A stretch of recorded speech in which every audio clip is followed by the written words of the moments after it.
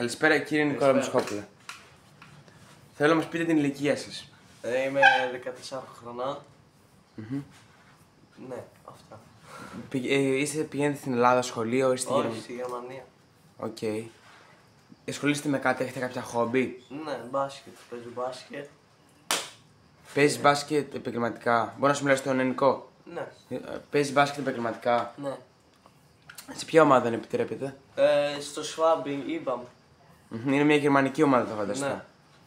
Και είναι σε καλή θέση στο πρωτάθλημά σας, δηλαδή? Ναι. Είναι πιο καλή. Έπαιζα παλιά στον Unterhaching που δεν ήταν τόσο καλή. Γι' αυτό άλλαξα και αυτή είναι πολύ ψηλά στην ταμπέλα. Στο Bayern Liga ή στο JBL. Και στη βαθμολογία είστε ψηλά, να φανταστώ. Ναι. Πολλοί παίχτες από εκεί πέρα έχουν ως στόχο να το συνεχίσουν το μπάσκετ και επαγγελματικά? Σίγουρα, ναι. Γιατί κοίτα, πήγανε πολύ στο NBA, έπαιζαν στο Schwabing και μετά πήγαν στο NBA. Δεν ξέρω, 3 ή 4, δεν θυμάμαι. Από την ομάδα σας? Ναι. Όχι από τη δικιά μου ομάδα, απλά. Από γενικότερα την ιστορία του. Από τις ομάδες. Ναι. Ενδιαφέρον αυτό. Έχεις σκοπό και εσύ να το συνεχίσεις στο μέλλον, δηλαδή έχεις ως στόχο Ναι. να το συνεχίσεις σε τι επίπεδο, δηλαδή μέχρι η EuroLeague ας πούμε, ή να συνεχίσεις και πιο ψηλά στο NBA?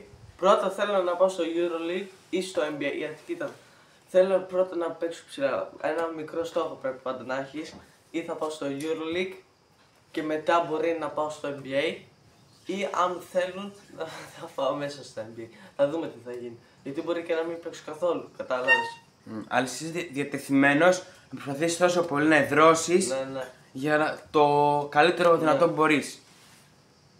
Ναι. Έχεις κάποιο άλλο στόχο, δηλαδή ένα plan B άμα δεν πετύχει? Έχω ένα plan B, απλά τώρα κάνω. Στη Γερμανία είναι έτσι το σύστημα ότι αν πηγαίνεις στο γυμνάσιο, υπάρχει ένα γυμνάζιο λέγεται, που μπορείς να κάνεις το abitur σου και μετά να σπουδέψεις. Να σπουδάσεις, ναι, να σπουδάσεις. Και εγώ είμαι στο Realschule, ένα επίπεδο πιο κάτω και. Είσαι στο μεσαίο επίπεδο δηλαδή. Ναι.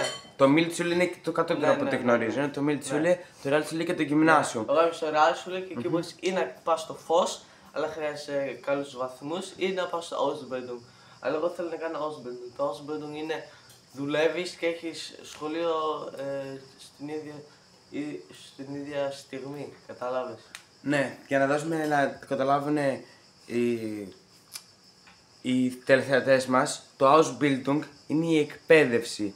Και καλά πώς εκπαιδεύεις, και καλά ότι δουλεύεις, κάνεις πρακτική και μαθαίνεις ταυτόχρονα, σαν το ΕΠΑΛ που έχουμε εμείς. Ναι. Καταλάβατε, σαν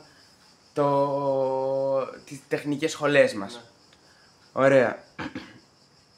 Πιστεύεις ότι, όπως επειδή έχεις κάνει και κάποιες βόλτες εδώ πέρα στην Ελλάδα, γιατί είσαι Έλληνας και έπειτα πήγες στη Γερμανία, από ό,τι είχαμε μιλήσει προηγουμένως, πιστεύεις ότι είναι καλύτερες συνθήκες ως προς τον μισθό, ως προς τα ενοίκια στη Γερμανία παρά στην Ελλάδα? Εδώ είναι πιο φθηνά από την Γερμανία, αλλά και εκεί βγάζουν πιο πολλά λεφτά από εδώ, κατάλαβες. Έχει μισθή, ναι. Ναι. Και τα ενοίκια πιστεύω είναι πολύ μεγάλα. Ναι, αλλά εξαρτάται που μένεις στη Γερμανία. Κατάλαβε, αν μένεις στο Μόναχο μέσα στο κέντρο, είναι πολύ ακριβά τα νίκια. Αλλά αν μένεις στο Unterhaching όπως εγώ, δεν είναι και τόσο ψηλά τα νίκια. Θα μπορούμε να το συνδυάσουμε, π.χ.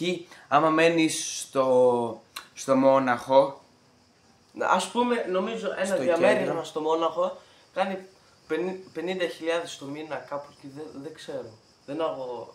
50.000 το μήνα δεν κάνει σίγουρα, επιτευθήκατε λίγο. Όχι, μπορεί να κάνει, δεν ξέρουμε. 50.000 ναι, το μήνα. Ναι, γιατί είναι μέσα σε τέτοιο. Εμείς πληρώνουμε στον Unterhaching, νομίζω κάπου στα 1.300 νομίζω. Και το μήνα, Ναι. Όπου τα ανήκει είναι πάρα πολύ ακριβά. Δηλαδή, γι' αυτό υπάρχουν και πολλοί άστικοι. Ναι.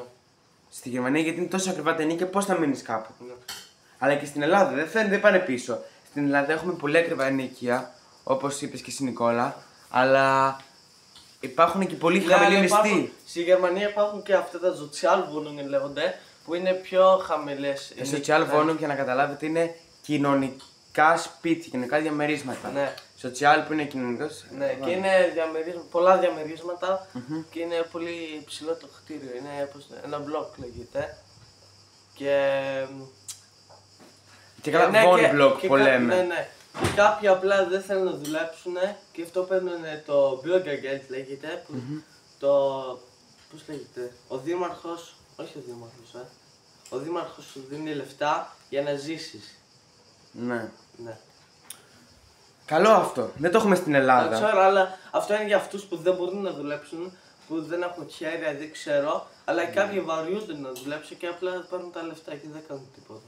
Αλλά θα μπορούσαν να δουλέψουν. Αυτό είναι ένα πρόβλημα και στη Γερμανία. Ναι, Θα πρέπει να το κοιτάξουν οι ίδιοι. Αλλά ας εστιάσουμε καλύτερα στα προβλήματα της Ελλάδας. Ναι. Γιατί τώρα κάνουμε μια συνέντευξη για την Ελλάδα μας.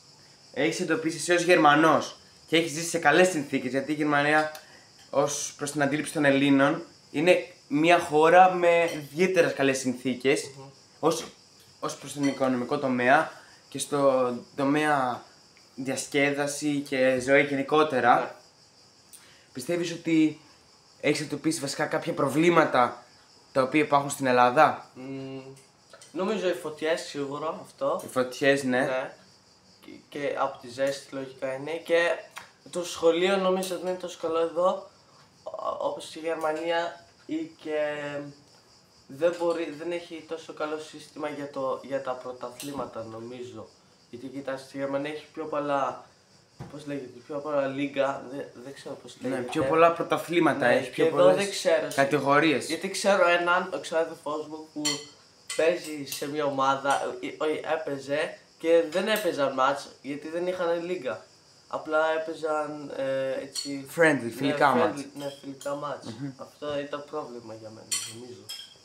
Και έτσι δεν μπορεί να βελτιωθεί Ναι, και, αυτό, και ο αθλητής. Ναι. Διότι άμα δεν παίζεις μάτς με άλλους, δεν βελτιώνεις γιατί δεν παίζεις με καλύτερους και είσαι στην διαδικασία του μάτς, έτσι βελτιώνεσαι και ο ίδιος αθλητής. Ναι.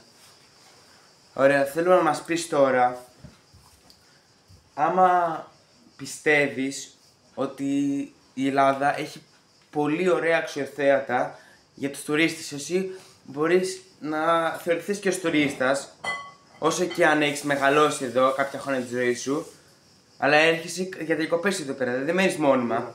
Οπότε θέλω να πεις για τουρίστες, είναι εύκολα προσβάσιμη η Ελλάδα, είναι προσιτές τιμές στα εστιατόρια για να μπορεί να φάει κάποιος? Ναι, σίγουρα. Γιατί αν θα πας σε άλλες χώρες θα είναι πιο ακριβές οι τιμές, νομίζω έτσι. Για παράδειγμα, νομίζω στο Λονδίνο είναι πιο ακριβά τα πράγματα από την Ελλάδα. Τα εστιατόρια, δεν ξέρω, γιατί εδώ δεν ξέρω πώς πληρώνεις μια σαλάτα, αλλά κάπου στο Λονδίνο σίγουρα πληρώνεις πιο πολλά λεφτά. Ναι, φυσικά και βασικά είναι και ένα ανάλογα το μέρος. Π.χ. τι άλλο να φας στην Αθήνα και άλλο στην Σαντορίνη ή στη Μύκονο. Ναι. Πολύ ενδιαφέρον αυτό. Αλλά βέβαια δεν πάνε πίσω και τα αξιοθέατα. Π.χ. το experience που έχεις εσύ στα αρχαία, στα όλα αυτά, δεν σου δημιουργεί ένα αίσθημα, ξέρεις, μοναδικό όταν επισκέπτεσαι τα αρχαία και τα βλέπεις στην ιστορία της Ελλάδας. Έχεις μάθει ποτέ την ιστορία της Ελλάδας, την έχεις δει? Τι έχεις προσπαθήσει να την... Πάντως δεν έχω δει τα αρχαία εκτός καλά, μόνο με το πόλεμο με την Τουρκία έχω δει πιο πολλά πράγματα. Το 1821. Ναι.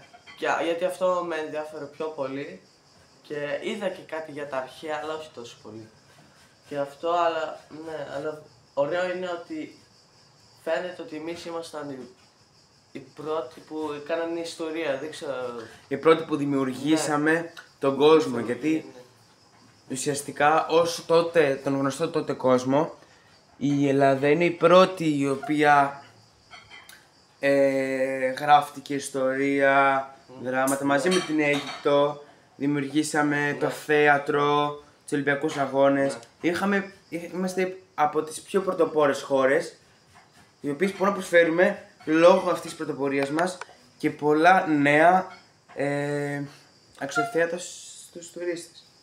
Φέρνουν πολλά πράγματα στους τουρίστες που δεν τα έχουν δει αλλού. Βλέπουμε και πίσω στο background τα όμορφα αξιοθέατα της Ελλάδος.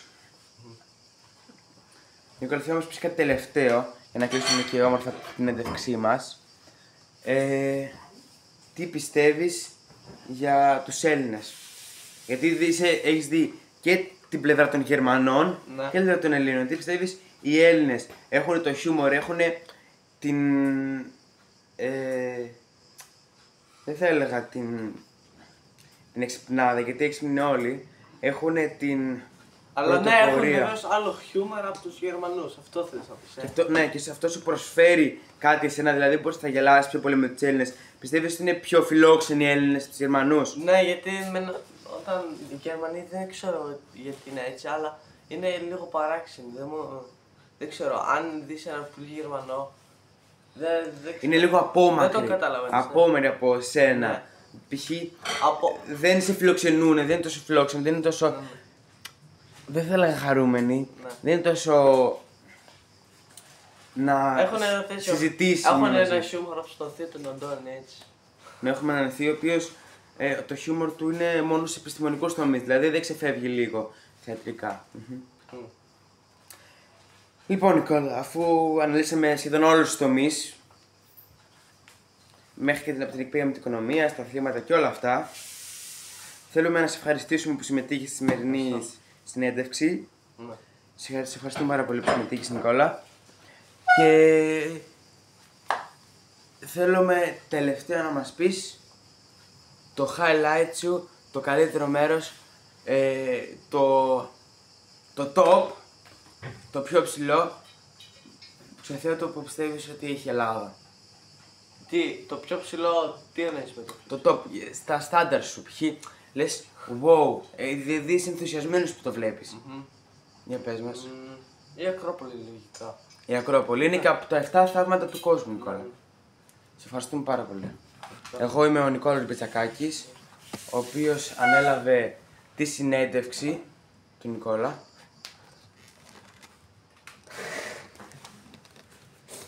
Και άμα θέλετε να ακούσετε και άλλες συνεντεύξεις, μείνετε συντονισμένοι. Νικόλας News.